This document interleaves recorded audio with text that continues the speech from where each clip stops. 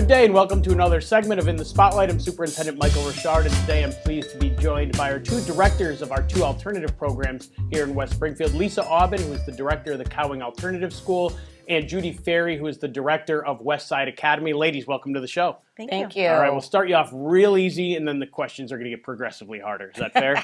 Great. All right, here you go. Tell the audience at home a little bit about yourself, where you guys grew up, where you went to school, and how you ended up here in West Side. And Lisa, why don't I start with you? Sure. I grew up in the city of Springfield, attended schools there, graduated from Westfield State with my teaching degree, and continued on to receive a CAGS in school psychology. I worked in Springfield for 14 years and moved to West Springfield and was so impressed with our schools here that I applied for a position, worked as an ETL psychologist, and now I'm the director of CAS. And you've been in that position now for, I think, Finishing up my 5th year. 5 years, right? Right. So we joined together Yes. in many ways. Good. Judy, how about you? So I was born and raised in Springfield, and I worked in the city for 18 years. I didn't know that. Right. It's very interesting. I worked in the capacity initially as a special educator, and then I went into school adjustment counseling for a few years and eventually became part of the administrative team in Springfield.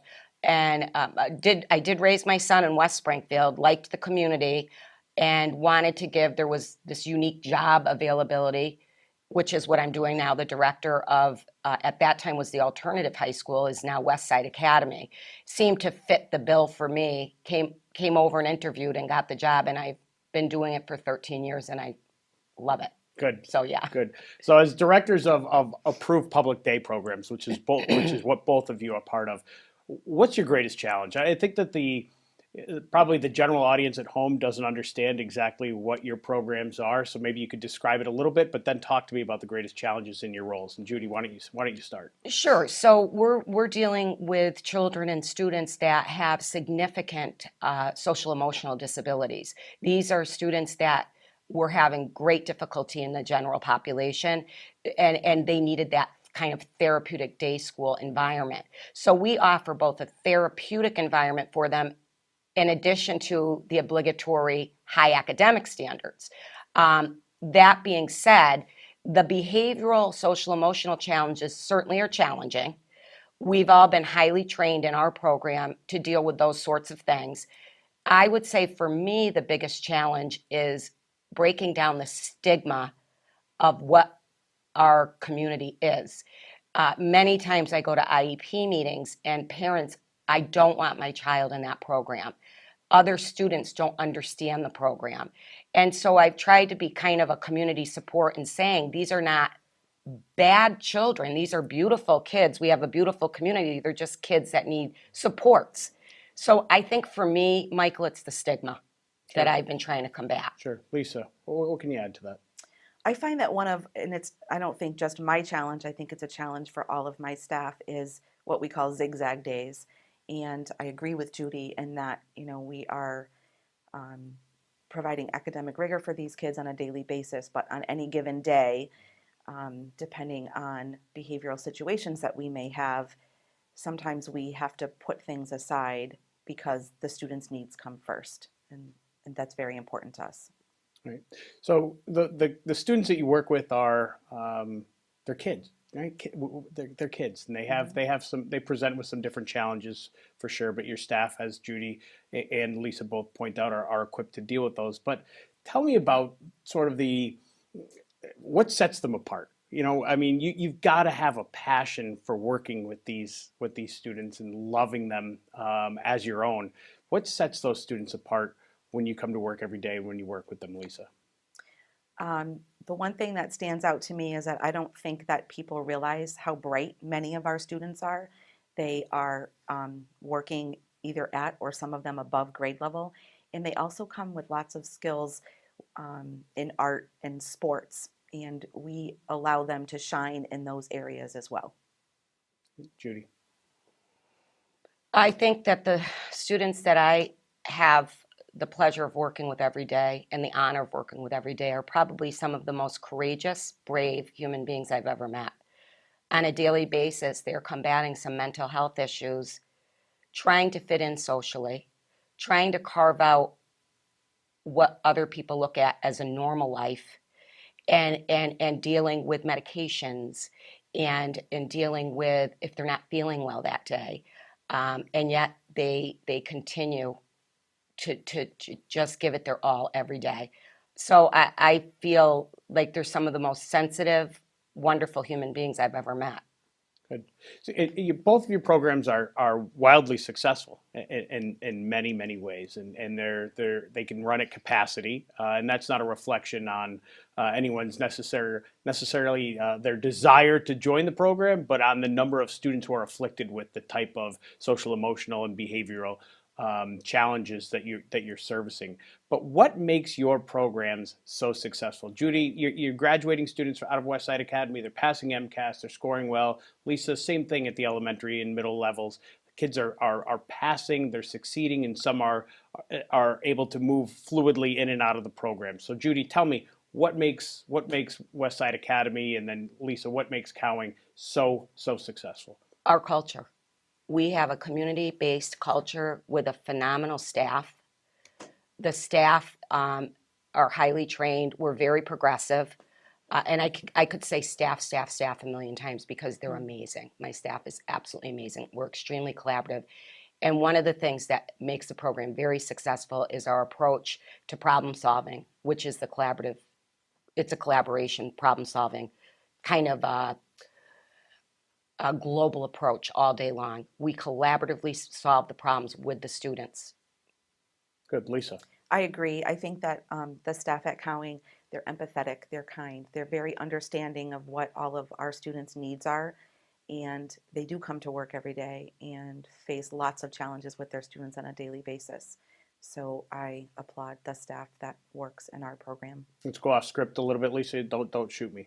Tell me about Sue Messier. And I don't want to necessarily call Sue out, but Sue was a Grinspoon winner a couple of years ago. That's the Pioneer Valley Excellence in Teaching Awards. People at home will know that just a couple of weeks ago we met with two recent award winners. But Sue was also a winner and did a great project with Dakin. Can you tell the audience at home a little bit about that? Sure. Sue has been working at CAS for many years, longer than I have, and she came to us in teaching the 4th and 5th grade class, and a few years ago decided to give the K1 and 2 class a shot. She is what I call our gift. She is a wonderful teacher. She's currently studying to be a school adjustment counselor, and she did win the Grinspoon Award. Her project was a community-based project with Dakin, and got her students very involved with visiting the center. The staff from the center came to us, and they worked on a project of collecting donations to support the animals at Dakin. It was hugely successful. It was pretty cool. They had a film crew in from New York City that came up, and they really put a short film together about Sue, about her students, and it was shown at a successive Grinspoon ceremony, and for everyone to see the work that's done. And that's just indicative of what happens in both of your programs on so many levels. The kids can be inspired and can work so hard and can really become one with the community. That leads me to the next question, and that's, what's the greatest joy you get every day? Because I recognize it, and I'm sure that the community at home is beginning to understand the population with whom you work. But what's the greatest joy you get every day when you come to work? What gets you up in the morning, and what drags you in here when you're not feeling well and when you're tired and you've got a headache and it's June 5th? And what is it? What is it? Judy, why don't you start? The kids, plain and simple. They're just wonderful. It's the students. And I see Lisa nodding her head, which means I'm going to get the same answer. So I'm gonna go one step further then. Don't use any names, but tell me the story of a student that really your eyes light up, a smile comes to your face when you think about that student. Just tell me the story maybe about, and I know the list might be endless, but try to narrow it down. Pick one. Lisa. So there is a student who has come to CAS when he was in 1st grade, and he's currently an 8th grader. So I've known him for 5 years, and just seeing their growth, not only academically, but socially, emotionally, behaviorally. I look at him today, and it's amazing to me to see the growth that he has made. He was one of our most challenging students 5 years ago, and now he is able to work and learn in his classroom alongside his peers every single day with no issues, and is ready to make a transition to the high school. And I think I know who you're talking about. And I think he was up here just the other day. Yes, he was.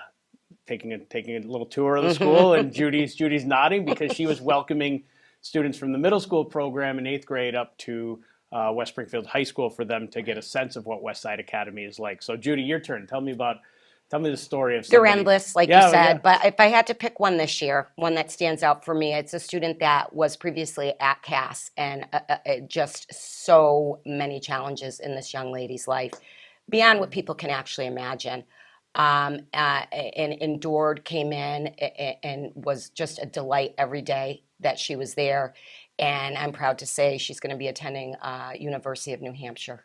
That's in September. That's outstanding. That's a true success story, and really shows that the supports that we have in place from the earliest programming here in West Springfield right up through graduation sets all of our students up for success, and that they can attend college and pursue whatever career or pathway they wish. Anything that either of you would like to add that you feel like the community should know about the programs that you run, the students that you service, your integration with the community, or some needs that you might have that aren't being met?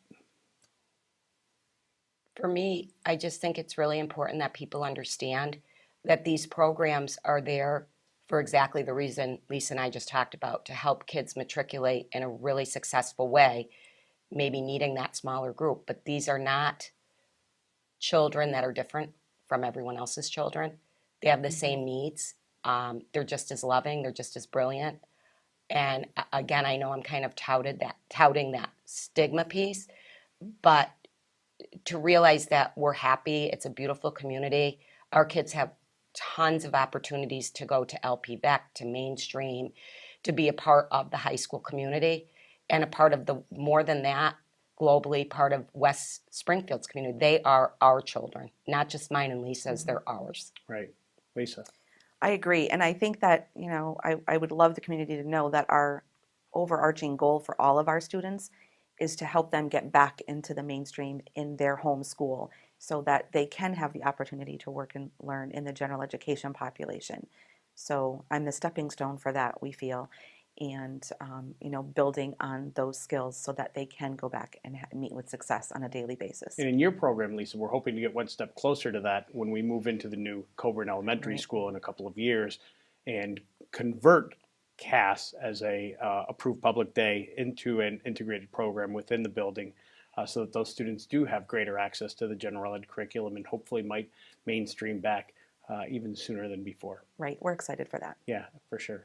All right, so the one question everybody gets, the sort of the bookends, tell us about yourself, but on the end is, who do you like to see, or who would you like to see focused in the spotlight? This is how, your suggestions are what keep the show alive, so we take your suggestions and we line people up. So the list or the opportunity to select somebody is endless, but if either or both of you want to pick someone that we can feature, this is sort of the closing segment for the school year, so we'll be lining people up to get them going for next year. But is there somebody that you'd like to see featured in the hot seat and have an opportunity to introduce him or herself to the community a little bit? Well, Lisa and I have actually already collaborated on this, and we would like to see Catherine Mahoney. All right.